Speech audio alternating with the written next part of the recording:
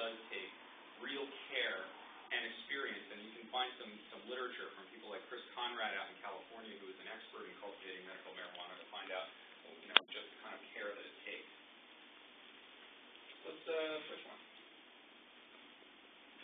That is what people see as what people have as medicine. This right here is what we're talking about.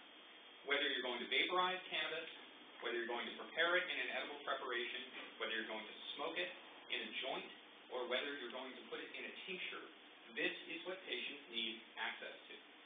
It's an amazing thing, and the provisions under New Jersey law talk about the dried plant material that the patient can possess. But from this material, that patient and their doctor and other recommended individuals out there who have this experience, they can prepare this into the exact form that will best impact the patient's condition. But in order to get there, patients need access to this right here. Again, marijuana is easily grown, but just like fine wine or beer, it comes from artisans and experts who grow the best medicine. Again, this is a photo of a high-quality marijuana bud after it's been cured and dried and prepared. This is what the end product of medical marijuana is. One more slide. The history of marijuana use. This is a field of marijuana that is growing in Nepal. And this photograph was taken in the middle 1980s. It's important to understand that this has been a common sight throughout human history.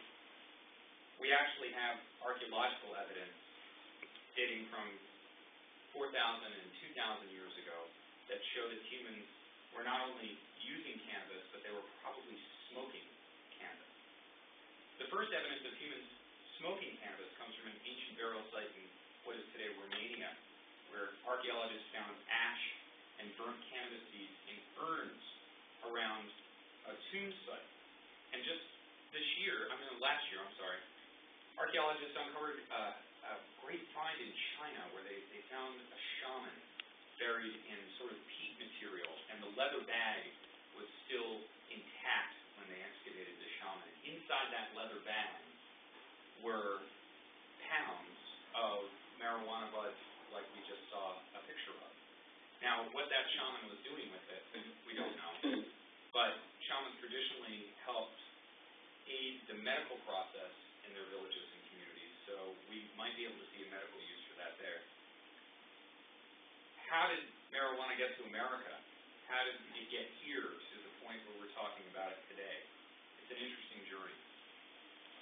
You might know this word. It's the Sanskrit word for marijuana. It's ganjika.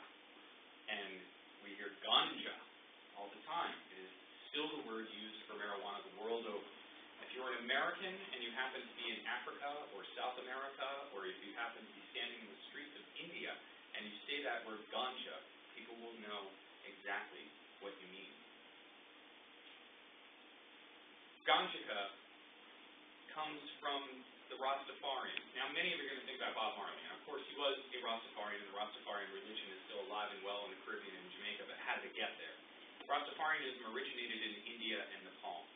It was a religion that used, somewhat like a Gnostic sect of Christianity, who also believed the same thing, that marijuana is essentially the tree of life, and that is the basis of Rastafarianism. That Rastafarianism moved here to the Caribbean and South America as those people were put into indentured servitude and brought here by British imperialists to work on plantations in the 16 and 1700s. So that's how ganjika and ganja made its way to Jamaica.